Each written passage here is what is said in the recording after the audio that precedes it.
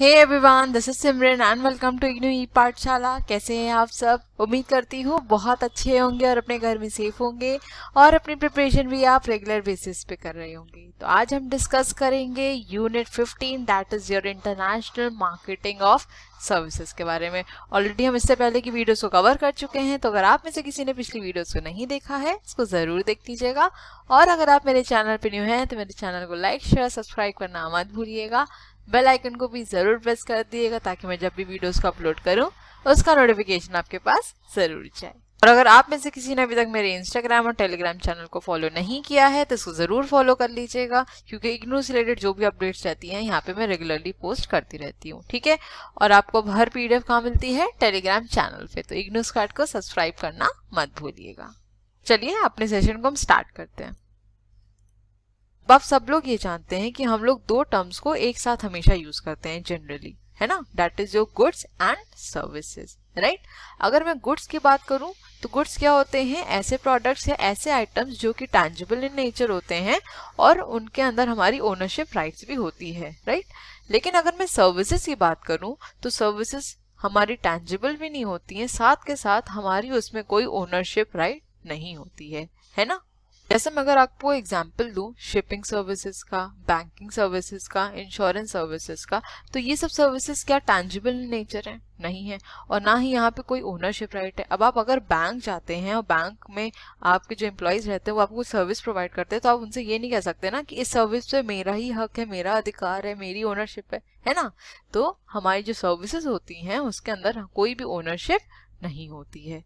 ठीक है, so services constitute a very significant portion of the business market. There has been a numerous growth of the service sector. It is the largest sector in most of the economies and it is the fastest growing sector in many of them.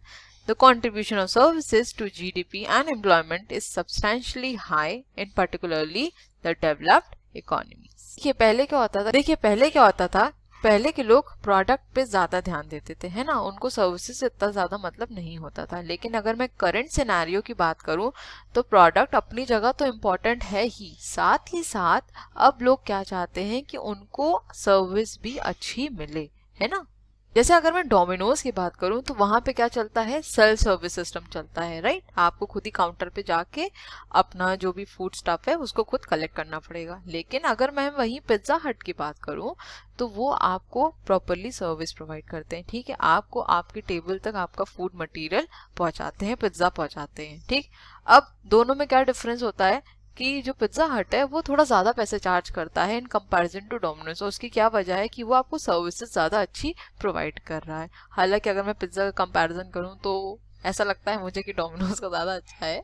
बायस नहीं हो रही हूँ, लेकिन एक चीज़ बता रही हूँ, सबका अपना अपना सोचना हो सकता है। लेकिन ये बस एक एग्जाम्पल ही दे रही थी कि अगर कोई अच्छी सर्विस प्रोवाइड करता है तो हम वहाँ पे एक्स्ट्रा चार्जेस देने को भी तैयार हो जाते हैं। लेकिन हम क्या चाहते हैं कि हमें जो भी सर्विस मिले वो अच्छी मिले, टॉप क्लास की सर्विस प्रोवाइड हो, है ना? तो प्रोडक्ट तो अपनी जगह इम्पोर्टेंट है ही साथ उसके साथ मिलने वाली सर्विस भी बहुत इम्पोर्टेंट होती है। ठीक, so a service is an act, deed, performance or a rendering offered by one person to another. In a literal sense, a service does not involve the transfer of any tangible commodity. Goods and services are produced in every economy in a crude way. A good is something one can take with him after purchase, whereas a service cannot be taken as it is intangible. Example देख लेते हैं। When a person goes to a dentist, he uses the service of the dentist and returns with a relief. In this process, he does not get any physical commodity, but still he has consumed a service. I hope आपको ये example से clear हो गया होगा कि अगर आप किसी डेंटिस्ट के पास जाते हैं तो वहां पे आप उसकी सर्विस अवेल कर रहे हैं ना। अगर वो आपको अपनी सर्विस प्रोवाइड करता है अच्छे से तो आपके अगर कोई पेन हो रहा है तो उसमें आपको रिलीफ मिल जाता है। लेकिन आप वहां से कोई भी फिजिकल कमोडिटी वापस नहीं लेके आते, लेकिन आपके अंदर फिर भी एक सेंस ऑफ सेटिस्फैक्शन होता है ना? क्योंकि आपने वहां पे उसकी सर्विस को कंज्यूम किया, उसकी सर्विस को अवेल किया।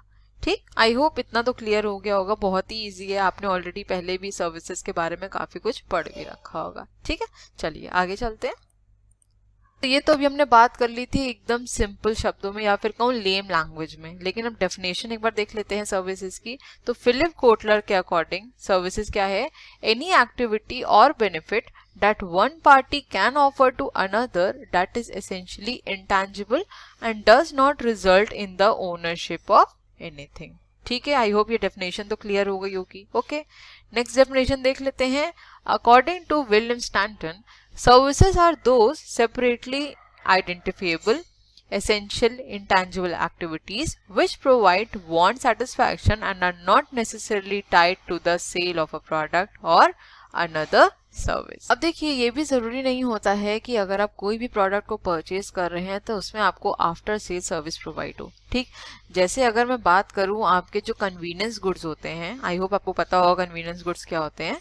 तो वो गुड्स कैसे रहते हैं? जो कि आप डेली यूज करते हैं ना, तो उन सब प्रोडक्ट्स में कभी आपको जल्दी आफ्टर सेल सर्विस नहीं प्रोवाइड होती। लेकिन अगर मैं वहीं थोड़े कॉस्टली प्रोडक्ट्स की बात करूं, जैसे आपके रेफ्रिजरेटर्स हो गए, एयर कंडीशनर्स हो गए, वॉशिंग मशीन्स हो गई, ठीक है, तो इन सब में आपको कहीं ना कहीं आफ्टर सेल सर्विस प्रोवाइड की जाती है ना। तो यहाँ पे यही पॉइंट कह रहा है। ठीक, Thus, services include all economic activities whose output is not a physical product. A service is generally consumed at the time it is produced and provides added value in forms that are essentially intangible concerns of its first purchaser। देखिए, यहाँ पे जो सबसे important point है वो ये है कि जो भी हमारी सर्विसेज होती हैं हम उनको क्या करते हैं? तुरंत कंज्यूम करते हैं जिस टाइम वो प्रोड्यूस हुई। जैसे कि डेंटिस्ट का अगर एग्जाम्पल लूँ तो डेंटिस्ट ने आपको जैसे ही सर्विस प्रोवाइड करी आपने उसको तुरंत कंज्यूम कर लिया। लेकिन क्या प्रोडक्ट के साथ ऐसा होता है कि आप जो भी प्रोडक्ट परचेज किया आपने उसको तुरंत कंज्यूम कर लिया? ऐसा नहीं होता है, राइट। तो सर्विसेज में ये चीज़ हमेशा याद रखिएगा कि उसका कंजम्पशन एट पर्टिकुलर टाइम पे ही हो जाता है जब वो प्रोड्यूस होती है। ठीक, पेपर में अपने डेफिनेशंस लिखना मत भूलिएगा, मैं हर बार बताती हूँ और इसीलिए मैं यहाँ पे स्पेसिफिकली डेफिनेशंस आपको मेंशन करके दे देती हूँ कि अगर आपके बुक में क्लियरली नहीं मेंशन की गई है या फिर आपको नहीं समझ में आ रही है तो आप यहाँ से लिख सकते हैं। ठीक है, क्योंकि अगर आप डेफिनेशंस लिखते हैं प्रॉपरली हेडिंग के साथ लिखेंगे तो एग्जामिनर पे अच्छा इंप्रेशन जाता है और नंबर भी आपको अच्छे मिलेंगे ही मिलेंगे, क्योंकि ये मेरी खुद की आजमाई हुई टेक्निक है कह सकते हैं। ठीक है, एक छोटी सी चीज़ यहाँ पे मेंशन करना चाहती हूँ कि आप में से कई लोग का मेरे पास मैसेज आता है या कमेंट आता है कि मैम यहाँ पे जो आपने पीडीएफ प्रोवाइड करी है क्या हम इसको एग्जाम में लिख सकते हैं या आंसर्स में लिख सकते हैं? नहीं, असाइनमेंट लिख सकते हैं? नहीं, तो बिल्कुल लिख सकते हैं। ठीक है, विदाउट अ डाउट आप एकदम लिख सकते हैं। लेकिन मैं ये नहीं कहूँगी कि एकदम पीडीएफ पे ही निर्भर हो जाइए, क्योंकि पीडीएफ देखिए मैं बहुत ज़्यादा बड़ी नहीं बना सकती हूँ, मैं उतना बनाती हूँ, इतना क्या कंटेंट देती हूँ जिससे मैं ईजिली आपको समझा सकूँ। ठीक है, तो आप इसको भी पढ़िए, साथ साथ अपनी जो कोर्स बुक है उसको भी पढ़िए। आप जब दोनों को एक साथ पढ़ेंगे तो काफ़ी चीज़ें आपके दिमाग में बैठी रहेंगी, आपको वहाँ पे आंसर लिखने में दिक्कत नहीं होगी और आप और लोगों से ज़्यादा अच्छा आंसर लिख सकते हैं। क्योंकि और लोग क्या लिखेंगे? सिर्फ बुक का आंसर लिखेंगे, ठीक है, या फिर वही आपकी जो नीरज उसका आंसर लिखेंगे। लेकिन यहाँ पे आपको मैं अलग से मटेरियल प्रोवाइड कर रही हूँ तो आपके आंसर ज़्यादा इफेक्टिव हो सकते हैं दूसरों के कंपैरिजन में। ठीक है, तो इस चीज़ का डाउट दिमाग से निकाल दीजिए कि यहाँ जो मैं प्रोवाइड कर रही हूँ इसको लिखा जा सकता है, नहीं लिखा जा सकता है? बिल्कुल लिखा जा सकता है। ठीक है, चलते हैं अपनी नेक्स्ट स्लाइड पे। नेक्स्ट डिस्कस कर लेते हैं कैरेक्टरिस्टिक्स ऑफ सर्विसेज। सबसे पहला पॉइंट क्या है हमारा? इंटैंजिबिलिटी। तो ये मैंने आपको स्टार्टिंग में ही बता दिया था कि सर्विसेज कैसी होती हैं? इंटैंजिबल इन नेचर होती है, राइट। हम उसको ना ही छू सकते हैं, ना ही स्मेल कर सकते हैं, ना ही टेस्ट कर सकते हैं। इन ऑल कहा जाए तो उसकी फिजिकल प्रेजेंस नहीं होती है। सर्विसेज क्या होती है? एक तरह से एक्सपीरियंस होती हैं जिसको शेयर किया जा सकता है, लेकिन कोई फिजिकल कमोडिटी नहीं होती है जिसको हम इजीली एक जगह से दूसरी जगह या एक पर्सन से दूसरे पर्सन ट्रांसफर कर सके। ठीक है, नेक्स्ट पॉइंट क्या बोल रहा है? पेरिशेबिलिटी।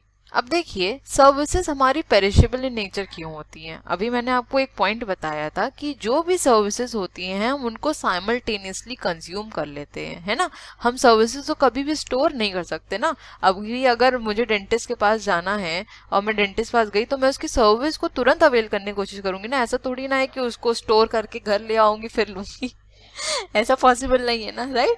तो इसीलिए जो हमारी सर्विसेज होती हैं वो कैसी होती हैं? पेरिशेबल इन नेचर होती हैं। ठीक है, जैसे अगर यहाँ पे भी मैंने एक एग्जाम्पल दे रखा है, an empty seat on a plane never can be utilized and charged after departure. Revenue once lost is lost forever. जैसे आप एयरलाइन सर्विसेज अगर लेते हैं तो आपने अगर अपनी टिकट बुक करी, ठीक, आप एक जगह से दूसरी जगह पहुंच भी गए, तो क्या उसके बाद आप वहां पे कुछ क्लेम कर सकते हैं कि नहीं इस पर्टिकुलर सीट पे मैं बैठा था या बैठी थी तो ये सीट तो मेरी है, ये सीट तो मैं लेके जाऊंगी अपने घर? ऐसा नहीं कर सकते, है ना। जब हमारी जर्नी खत्म हो गई, हम अपने डेस्टिनेशन पहुंच गए, तो हमारी सर्विस ही वहीं पे खत्म हो जाती है। ठीक है, आई होप कि क्लियर हुआ। चलते हैं अपनी नेक्स्ट स्लाइड पे। अब नेक्स्ट पॉइंट क्या कह रहा है, इनसेपरेबिलिटी। अब देखिए अभी तक हमने क्या बात करी कि जो हमारी सर्विसेज होती हैं वो कैसी होती हैं, इंटैंजिबल इन नेचर होती हैं, राइट। नेक्स्ट क्या बात करी थी, पेरिशेबल इन नेचर होती हैं। ठीक है, अब क्या बोल रहा है कि जो सर्विसेज होती हैं हमारी वो इनसेपरेबल इन नेचर होती हैं। अब इसका क्या मतलब हुआ, जैसे कि आपने कोई प्रोडक्ट परचेज किया, कोई कमोडिटी को परचेज किया, ठीक है, तो जरूरी नहीं है कि हम उसको उसी टाइम पे यूज कर लें, उसी टाइम पे कंज्यूम कर लें। हो सकता है हम उसको फ्यूचर में यूज करें, लेकिन क्या सर्विसेज के साथ ऐसा किया जा सकता है? नहीं किया जा सकता, राइट।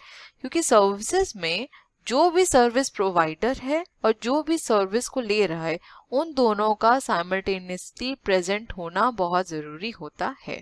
ठीक, जैसे कि अगर मैं बात करूं डॉक्टर और पेशेंट, इन दोनों का साइमल्टेनियसली होना जरूरी है ना। क्योंकि अगर पेशेंट नहीं होगा तो डॉक्टर किसको अपनी सर्विस प्रोवाइड करेगा, राइट।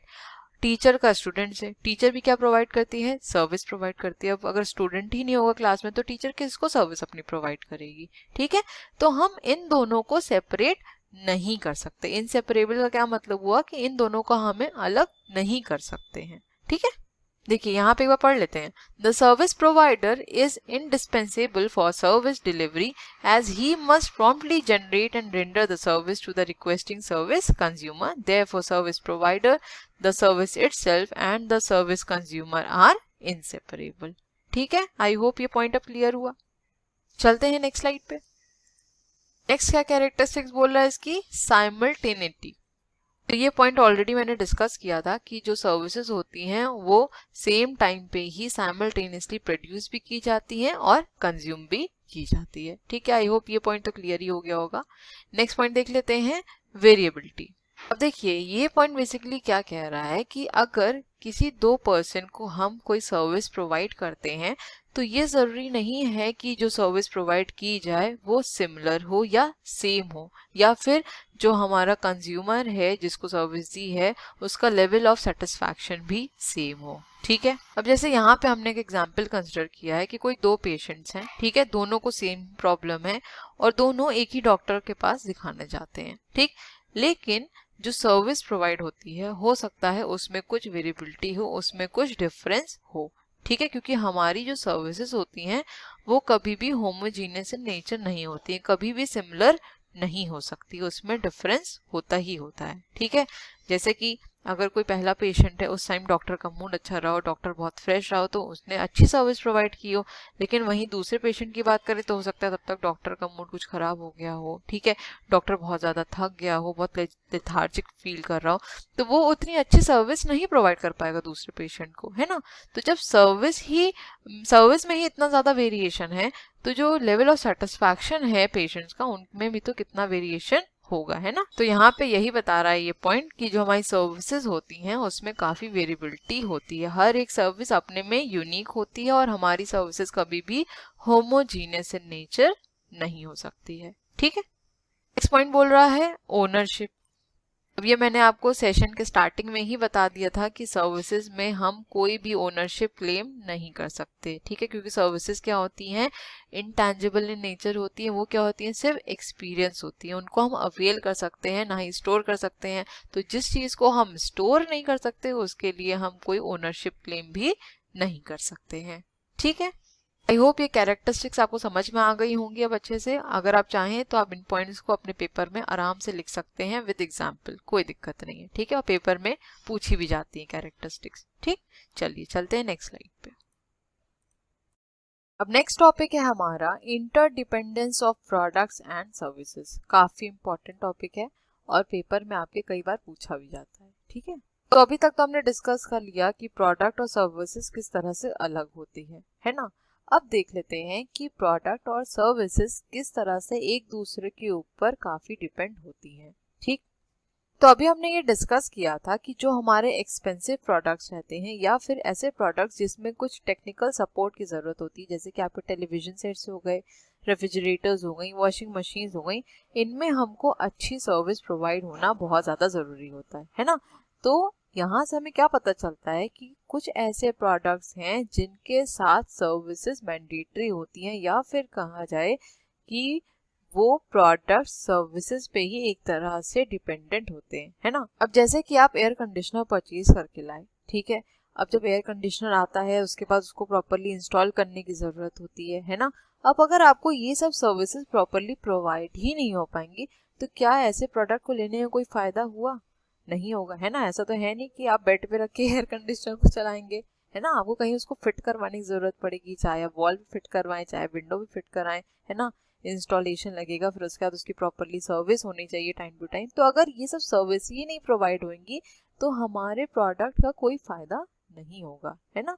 तो यहाँ से हमें क्या पता चला कि जो हमारा प्रोडक्ट है वो सर्विस पे डिपेंडेंट है। ठीक, एक बार इसको जल्दी से रीड कर लेते हैं। दो the products differ from services in many respects, there are so many interlinkage between services and products in several instances. In fact, services and products complement each other in many cases. Sales prospects of products that are in need of technological support and maintenance will be badly affected if proper arrangement of service is not made. For this reason, the initial contract of sale of a product often include a service cost. This practice is common in the case of many durable goods. In the case of TVs, cars, refrigerators, washing machines, etc., manufacturers provide for free after-sale service for certain period. Similarly, the sale of computer hardware is critically linked to the availability of proper servicing and software. So I hope ये clear हो गया होगा आपको। चलते हैं next slide पे। तो अभी हमने क्या डिस्कस किया था कि हमारा प्रोडक्ट किस तरह से सर्विस के ऊपर डिपेंडेंट है, राइट। अब हम डिस्कस करेंगे कि हमारी सर्विसेज किस तरह से प्रोडक्ट पे डिपेंडेंट है, ठीक है। तो आप मुझे बताइए, अगर किसी होटल में रूम नहीं है, फर्नीचर नहीं है, प्रॉपर किचन इक्विपमेंट्स नहीं है, तो क्या वहाँ पे हॉस्पिटैलिटी सर्विस अच्छी तरह से प्रोवाइड करी जा पाएगी? नहीं करी जा पाएगी, है ना, क्योंकि वहाँ पे हमें कुछ टैंजिबल प्रोडक्ट्स की ज़रूरत पड़ेगी, जैसे कि हमारा फर्नीचर हो गया, राइट। सिमिलरली अगर हमें एयरलाइन सर्विस अवेल करनी है तो उसके लिए सबसे पहले क्या ज़रूरी है? एयरप्लेन का होना, है ना। तो यहाँ पे क्या पता चलता है कि जो हमारे सर्विसेज हैं वो भी प्रोडक्ट पे डिपेंडेंट होती हैं, ठीक है। जैसे अगर मैं एग्जाम्पल लूँ हॉस्पिटल्स का, तो अगर हमें हेल्थ सर्विस चाहिए तो सबसे पहले क्या चाहिए? एक प्रॉपर बिल्डिंग चाहिए, है ना। वहाँ पे प्रॉपर बेड्स होने चाहिए, ठीक।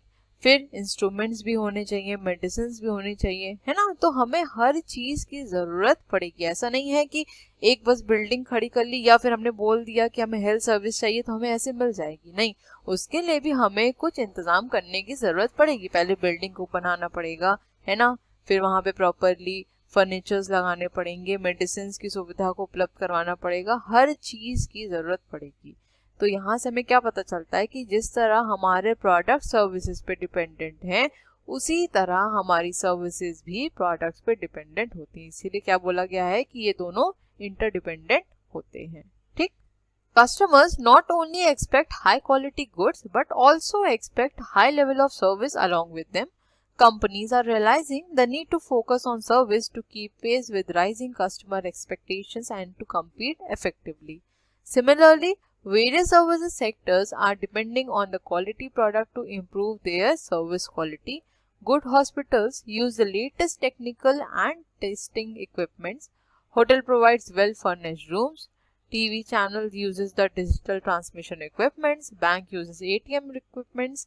Airlines use most comfortable airplanes, etc. Thus, continuous product improvement and service improvement are simultaneously going on in many sectors. अच्छा, आप में से कई लोग गवर्नमेंट हॉस्पिटल तो गए होंगे, है ना, और आपने वहाँ पे देखा होगा कि कैसा हॉस्पिटल रहता है, कैसा उसका इंफ्रास्ट्रक्चर रहता है और किस तरह की सर्विसेज वो प्रोवाइड करते हैं, है ना। लेकिन वहीं अगर मैं प्राइवेट हॉस्पिटल की बात करूं तो प्राइवेट हॉस्पिटल्स लगते ही नहीं है, है ना। वो कोई एक 5 स्टार या 4 स्टार होटल से कम नहीं लगते हैं आज के हॉस्पिटल्स, राइट। तो आप मुझे खुद बताइए कि पर्सन इस टाइम पे प्राइवेट हॉस्पिटल क्यों प्रेफर करता है? इसी वजह से ना कि उनको अच्छी सर्विस प्रोवाइड होती है ना।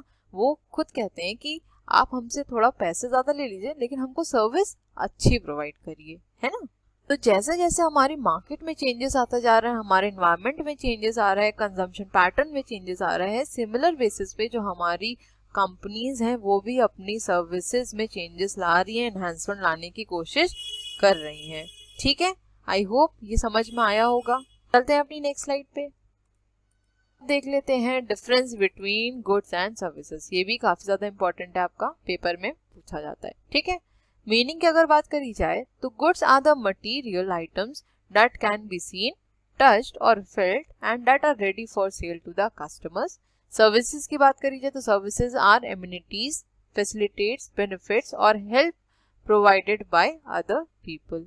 ठीक है, आई होप ये क्लियर हुआ। नेक्स्ट पॉइंट क्या बोल रहा है? नेचर। तो गुड्स हमारे कैसे रहते हैं? टैंजिबल इन नेचर रहते हैं। वहीं सर्विसेज की बात करी जाए तो ये कैसी होती हैं?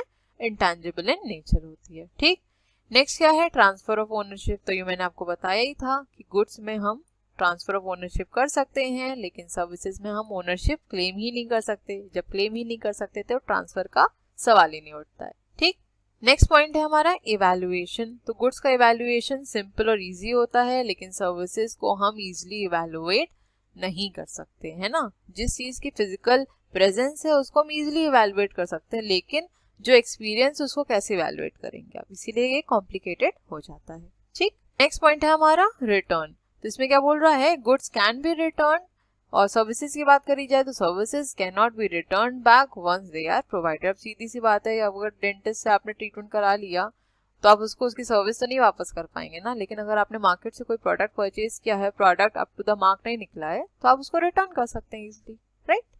नेक्स्ट पॉइंट है हमारा सेपरेबल।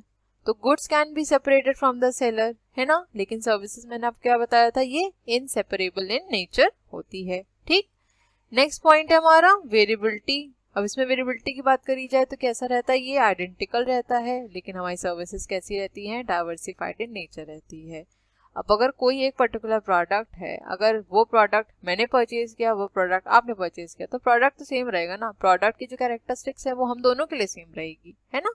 लेकिन सर्विसेज की बात करी जाए तो सर्विसेज में डाइवर्सिफिकेशन होता है, क्योंकि हमने क्या बताया था कि सर्विसेज कैसी होती है? हमारी हेट्रोजीनियस इन नेचर होती है, होमोजेनिटी नहीं होती है सर्विसेज में, इसीलिए ये डाइवर्सिफाइड होती है। ठीक, नेक्स्ट पॉइंट बोल रहा है स्टोरेज। तो goods can be stored for use in future और मल्टीपल यूज, लेकिन सर्विसेज को हम स्टोर नहीं कर सकते हैं। ठीक है, लास्ट पॉइंट है हमारा प्रोडक्शन एंड कंजम्पशन। तो there is a time lag between production and consumption of goods, और सर्विसेज में कोई भी टाइम लैग नहीं होता है। प्रोडक्शन और कंजम्पशन कैसे होता है?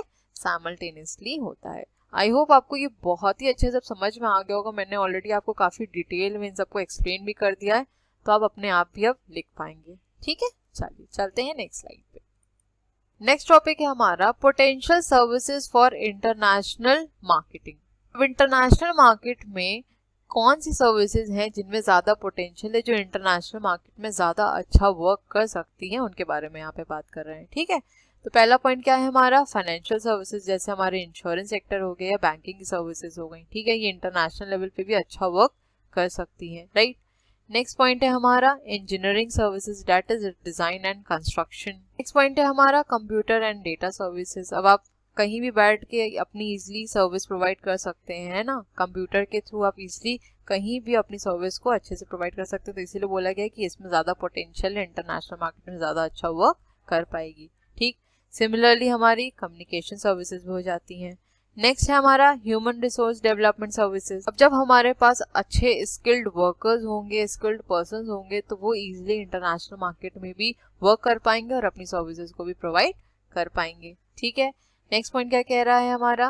Management consulting services. देखिए, आपने देखा होगा कि कुछ कंपनीज या फर्म्स ऐसी होती हैं कि जो पूरा एक मैनेजमेंट को हायर कर लेती हैं और वही मैनेजमेंट उनका पूरा वर्क परफॉर्म करके उनको देता है। ठीक है, तो इंटरनेशनल मार्केट में ये बहुत ज्यादा वर्क करता है। ठीक है, specially in foreign institutions and corporations. तो ये भी एक अच्छा मैं कह सकती हूँ अपलिफ्टमेंट दे सकती है हमारे इंटरनेशनल मार्केट में। नेक्स्ट पॉइंट क्या कह रहा है हमारा? टूरिज्म। मेरे ख्याल से ये टूरिज्म वाला पॉइंट तो समझाने की जरूरत नहीं है।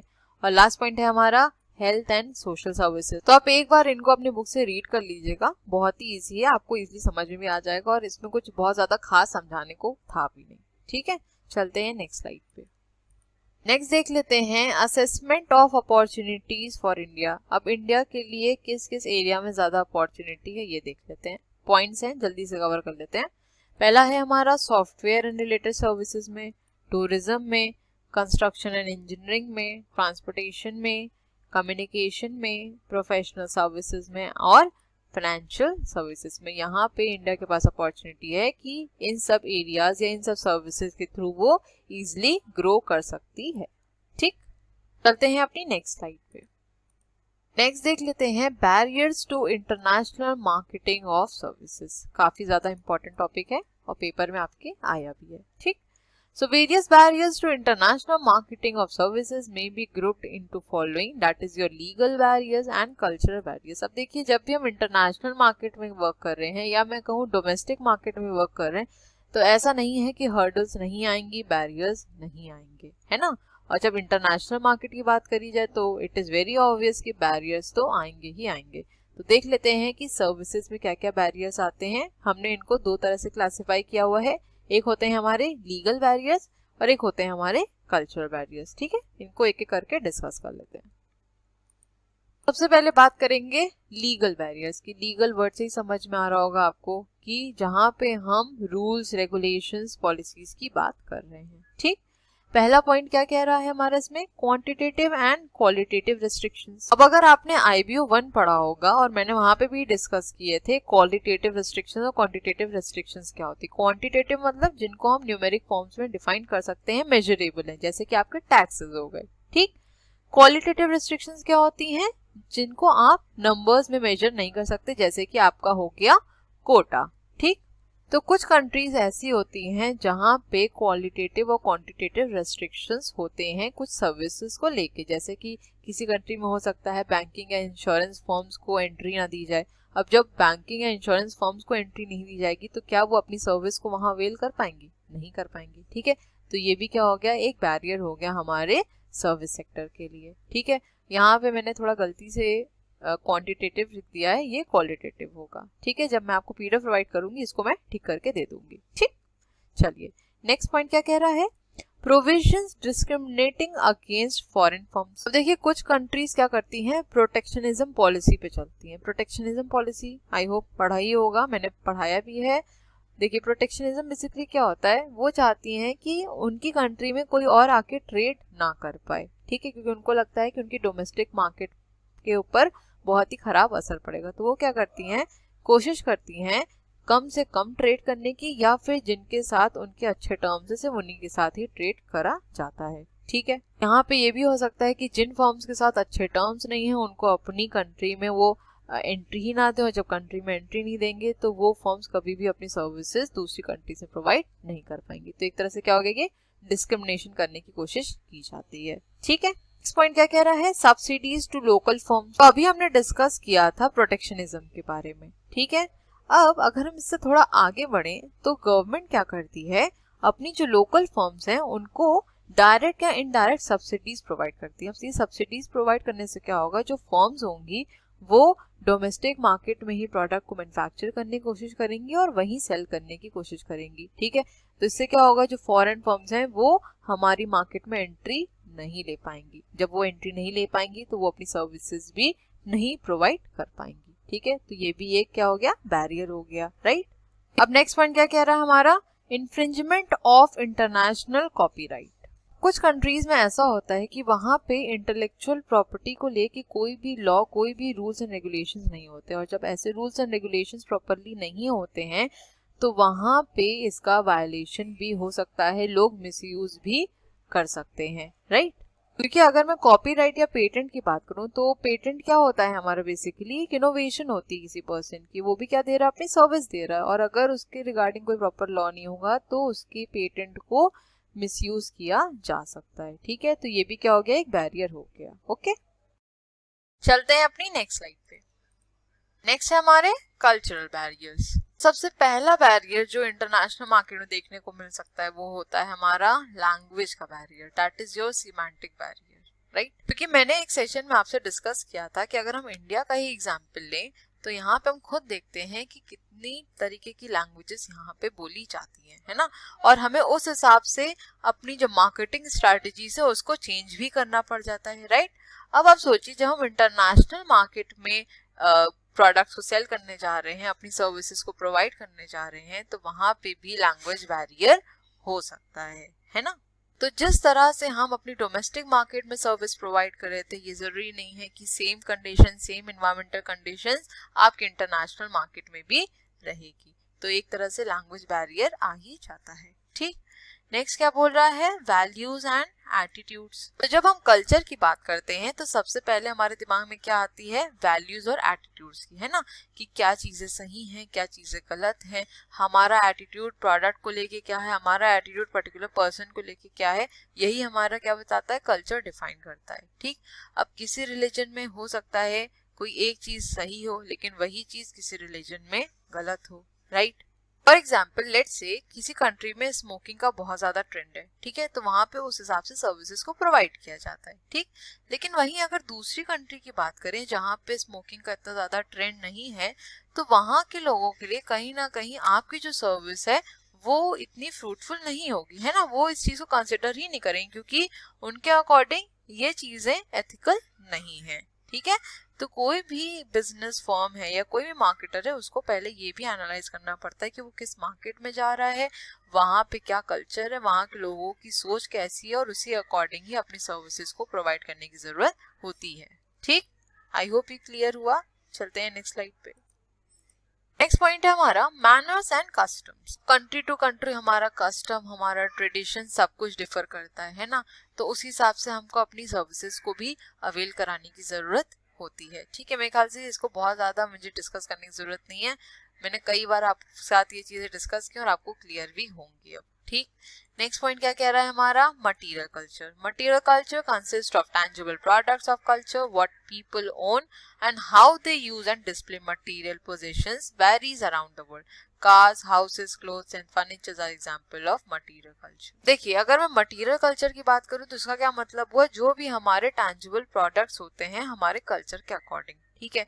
जैसे कि किसी कंट्री में साड़ी का ज्यादा ट्रेडिशन है, किसी कंट्री में वेस्टर्न क्लोथ्स का ज्यादा ट्रेडिशन है ना, तो वहां पे जो सर्विसेज अवेल की जाएंगी वो उस हिसाब से की जाएंगी, राइट।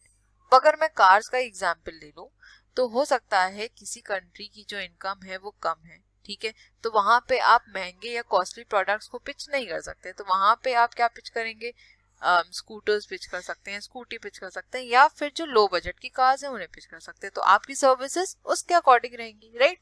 लेकिन वहीं अगर मैं ऐसी कंट्री की बात करूं जहां पे जो पर कैपिटा इनकम है उनकी ज्यादा है, वहां पे एलीट प्रोडक्ट्स इजीली सेल हो सकते हैं, तो वहां पे हम वैसे प्रोडक्ट्स को सेल करने की कोशिश करेंगे, और जब हम वैसे प्रोडक्ट्स को सेल करने की कोशिश करेंगे तो हमें वहां पे सर्विसेज भी एडवांस देनी पड़ेंगी, ठीक है। तो ये country to country, region to region differ करती है, ठीक। अब नेक्स्ट पॉइंट क्या बोल रहा है, aesthetics. Aesthetics refers to cultural ideas about the beauty and good taste. These are reflected in music, art, drama and dance as well as the appreciation of color and तो aesthetics का क्या मतलब होता है, बेसिकली जब हम beauty की बात करते हैं, ठीक है। अब देखिए यहाँ पे सर्विसेज में कैसे बैरियर हो सकता है, किसी कंट्री में हो सकता है पर्टिकुलर कलर को अच्छा नहीं माना जाता हो, ठीक है। अब अगर आप वहां पे अपने प्रोडक्ट को सेल करने जा रहे हैं और आपने वही कलर को यूज किया है अपने प्रोडक्ट में, तो क्या आपका प्रोडक्ट मार्केट में सेल हो पाएगा, नहीं हो पाएगा। और जब प्रोडक्ट ही नहीं सेल हो पाएगा तो क्या अपनी सर्विसेज अपने कस्टमर्स तक पहुंचा पाएंगे, कभी भी नहीं पहुंचा पाएंगे, है ना। तो हमको ये सब चीजें भी ध्यान रखने की जरूरत होती है कि पर्टिकुलर कंट्री में क्या चीजें वर्क कर सकती हैं, क्या चीजें वर्क नहीं कर सकती, वहां पे क्या फेवरेबल माना जाता है, क्या अनफेवरेबल माना जाता है, हर एक एस्पेक्ट को कंसिडर करने की जरूरत होती है, ठीक है। चलते हैं नेक्स्ट स्लाइड पे। नेक्स्ट क्या बोल रहा है, एजुकेशन एंड सोशल इंस्टीट्यूशन। देख लेते हैं कि एजुकेशन कैसे बैरियर बन सकती है, ठीक है। देखिए किसी भी कंट्री का एजुकेशन लेवल क्या बताता है कि वहाँ पे एजुकेटेड मैन पावर आपको मिल सकती है, ठीक है। और जब कंट्री प्रॉपरली एजुकेटेड होती है तो वहाँ पे आप different types of marketing strategies को यूज कर सकते हैं, ठीक है। अब आपको अगर अपने प्रोडक्ट को प्रमोट करना है और आपकी जो पब्लिक है वो एजुकेटेड है, तो वहाँ पे आप न्यूज़पेपर्स भी यूज कर सकते हैं, मैगजीन्स भी यूज कर सकते हैं, पीरियोडिकल्स भी यूज कर सकते हैं, राइट। और इस तरह से अपनी सर्विसेज को प्रोवाइड कर सकते हैं। लेकिन अब कोई कंट्री ऐसी है जहाँ पे एजुकेशन इतनी ज़्यादा नहीं है, लोग इतने ज़्यादा पढ़े लिखे नहीं हैं, तो वहाँ पे आपको विजुअल्स का ही यूज़ करना पड़ता है अपने प्रोडक्ट के बारे में समझाने के लिए, और उस तरह से आपको अपनी सर्विसेज को भी प्रोवाइड करना पड़ता है, ठीक है। अब नेक्स्ट बात कर रहा है हमारा सोशल इंस्टीट्यूशंस का। Social groups and organisations include the caste system, joint family system, marriage, role of men and women, etc. Since social groups and organizations determine the pattern of living and interpersonal relationship of people in a society, a manager of firm involved in international business operation should take serious note of social groups and organizations prevailing in different countries. देखिए, कभी कभी ऐसा होता है कि जो हमारी society होती है वो हर चीज को एक्सेप्ट नहीं करती, हर चीज को अपना समर्थन नहीं देती है, और इसकी वजह से भी कहीं ना कहीं बैरियर्स क्रिएट हो जाते हैं, ठीक है। फॉर एग्जाम्पल यहाँ पे अगर हम कंसिडर करें तो आपने ई रिक्शा के बारे में सुना होगा, आप में से सब लोग मेरे ख्याल से बैठे भी होंगे। तो ई रिक्शा जनरली कौन चलाता है? मेल चलाते हैं। लेकिन अब अगर आप देखेंगे तो ऑटोज हो गए, ये ई रिक्शा हो गए, ये वुमेन भी चला रही है ना। तो अगर आप खुद भी देखें तो अगर कोई लेडी अगर ई रिक्शा चलाती है या फिर ऑटो चलाती है तो लोग कैसे देखते हैं कि इतना हैरान हो जाते हैं कि उनको लगता है कि ये वुमेन कैसे कर सकती है। मतलब उनका क्या काम है, बेसिकली स्टीरियोटाइप क्या बना रखा है कि वुमेन सिर्फ घर में ही काम कर सकती है, वो ये सब काम नहीं कर सकती है ना। तो कहीं ना कहीं सोसाइटी ही क्या करती है, बैरियर क्रिएट करने की कोशिश करती है। अब वो वुमेन भी क्या कर रही है, ई रिक्शा चला रही, तो वो क्या है, एक तरह से आपको अपनी सर्विस ही तो प्रोवाइड कर रही है ना। तो ये भी कहीं ना कहीं एक बैरियर कहलाता है कि हम एक तरह से कहते हैं ना स्टीरियोटाइप, एक मन में जो धारणा बना ली कि वुमेन सिर्फ ये काम कर सकते हैं और मेन सिर्फ ये काम कर सकते हैं। लेकिन आजकल ऐसा कुछ भी नहीं है, ठीक है। सो आई होप आपको ये क्लियर हो गया होगा, और आज का हमारा सेशन यहीं तक था। ये यूनिट भी हमारी खत्म हो जाती है, ठीक है। अब इसमें जो गैट्स के बारे में दिया हुआ है, दैट इज जो general agreement on trade and services, ये मैं ऑलरेडी पिछले वीडियोस में डिस्कस कर चुकी हूँ, तो वहां से पढ़ लीजिएगा। साथ ही साथ आपकी जो बुक में कंटेंट प्रोवाइड है वहां से पढ़ लीजिएगा, ठीक है। आपको इजीली समझ में आ जाएगा, कोई भी परेशानी नहीं होगी, ठीक है। So thank you so much for watching. Please channel को लाइक शेयर सब्सक्राइब करना मत भूलिएगा। बेल आइकन को भी जरूर प्रेस कर दिएगा ताकि मैं जब भी वीडियोस को अपलोड करूं उसका नोटिफिकेशन आपके पास जरूर जाए। अपने फीडबैक्स भी जरूर दीजिएगा कि वीडियोस कैसी लग रही है, और अगर कुछ इंप्रूवमेंट की जरूरत है तो बिल्कुल बताइएगा। मिलेंगे अपने नेक्स्ट वीडियो में। Till then stay safe, stay healthy, bye bye, take care.